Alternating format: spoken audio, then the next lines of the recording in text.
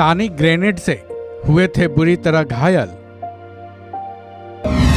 आंखों से निकल रहा था खून। पीरू सिंह शेखावत ने नहीं हारी हिम्मत, पाक फौज से छीन लिए 2 पोस्ट। भारतीय सेना का इतिहास वीर गाथाओं से अटा पड़ा है। उन वीरों के अदम्य साहस की गाथाएं तन मन में जोश भर देती हैं। भारतीय सेना के वीर पीरू सिंह शेखावत की वीर गाथा रोंगटे खड़े कर देते हैं, क्योंकि जब पाकिस्तानी फौज का मुकाबला करते वक्त उनके दल के सभी साथी शहीद हो गए। वो खुद पाकिस्तानी फौज के ग्रेनेड से बुरी तरह जख्मी हो गए, लेकिन उन्होंने हार नहीं मानी, बल्कि उल्टे पाकिस्तानी फौज पर कहर बनकर टूट पड़े। फिर जो हुआ वो पाकिस्तानी सेना के इतिहास में शायद काले धब्बे का निशान लगा गया होगा। उनकी इस वीरता के लिए उन्हें परमवीर चक्र से सम्मानित किया गया। तो चलिए जानते हैं कंपनी हवलदार मेजर पीरू सिंह शेखावत की वीरगाथा। तिथवाल सेक्टर पर हमला। बंटवारे के बाद से ही पाकिस्तानी भारत की शांति भंग करने और जम्मू कश्मीर को अपने कब्जे में करने की फिराक में जुट गए थे। इसी मंसूबे के तहत 1948 में पाकिस्तानी फौज ने जम्मू और कश्मीर के तिथवाल सेक्टर पर तगड़ा हमला किया। पाकिस्तानी फौज ने जम्मू कश्मीर के रिंग कंट्रोल पर भी कब्जा कर लिया। वहीं भारतीय सेना को पीछे भी हटना पड़ा था। इसी दरमियान भारतीय सेना के कंपनी हवलदार मेजर पीरू सिंह शेखावत राजपूताना राइफल्स की 6ठी बटालियन के साथ उरी से तिथवाल रवाना हुए, जहां उन्होंने अपने दल के साथ तिथवाल ब्रिज पर अपनी पोजीशन ली। पाकिस्तानी फौज और उनके दल की तरफ से लगातार 4 दिनों तक जबरदस्त फायरिंग चली। पाकिस्तानी फौज ने ऐसी जगह अपनी पोजीशन ली थी कि उनको जवाब देना तकरीबन मुश्किल हो रहा था।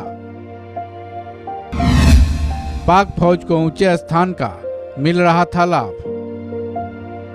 भारतीय सेना के सामने सबसे बड़ी परेशानी ये थी कि पाकिस्तानी फौज से जिस पोस्ट को छुड़ाने की कोशिश की जा रही थी वो काफी ऊंचे स्थान पर थी।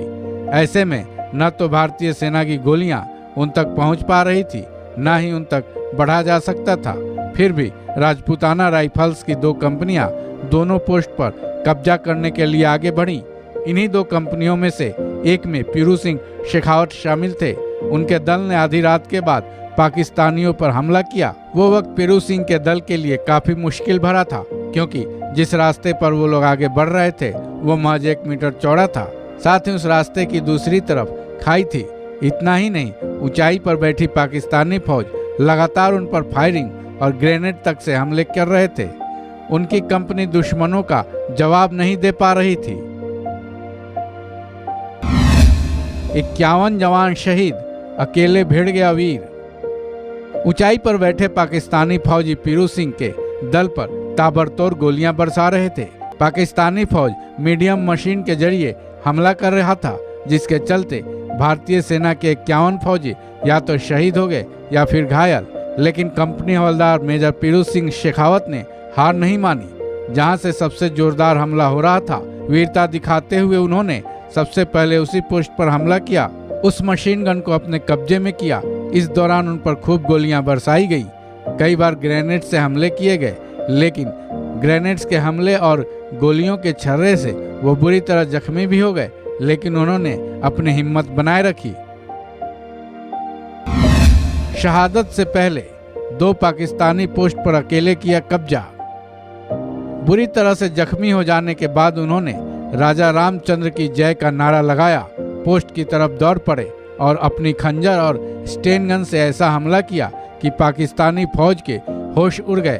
पहले पोस्ट पर तैनात सभी पाकिस्तानी फौजियों को मारकर उन्होंने उस पर कब्जा कर लिया। उसके बाद दूसरे पाकिस्तानी पोस्ट की तरफ वो बढ़े, लेकिन वो वहां पहुंच पाते उनके ठीक पास आकर एक ग्रेनेड फटा, जिससे वो बुरी तरह से जख्मी हो गए। उनकी आंखों से खून भी निकलने लगा था, लेकिन वो रुके नहीं। वह पाकिस्तानी फौज की तरफ बढ़ते रहे। दुश्मनों का जवाब देने के लिए जब वो आगे बढ़ ही रहे थे, उसी वक्त उनके सिर पर एक गोली लगी। तब तक वो दूसरी पोस्ट पर एक ग्रेनेड फेंक चुके थे।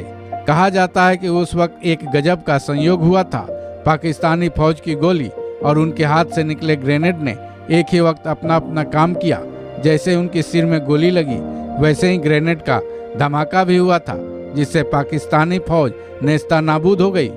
वहीं शहादत देकर कंपनी हवलदार पीरू सिंह शेखावत ने पाकिस्तानियों के कब्जे से उस पोस्ट को छुड़ा लिया।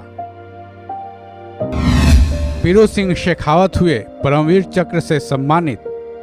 कंपनी हवलदार मेजर पीरू सिंह शेखावत की इस वीरता के लिए 17 जुलाई 1948 को परमवीर चक्र से सम्मानित किया गया। ये सम्मान उन्हें मरणोपरांत दिया गया था।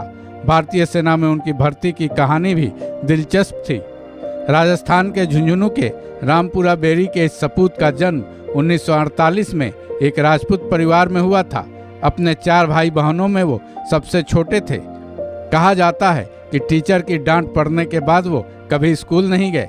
सेना में भर्ती होने की उनकी चाहत इतनी थी कि तय उम्र सीमा कम होने की वजह से वो 2 बार रिजेक्ट कर दिए गए थे।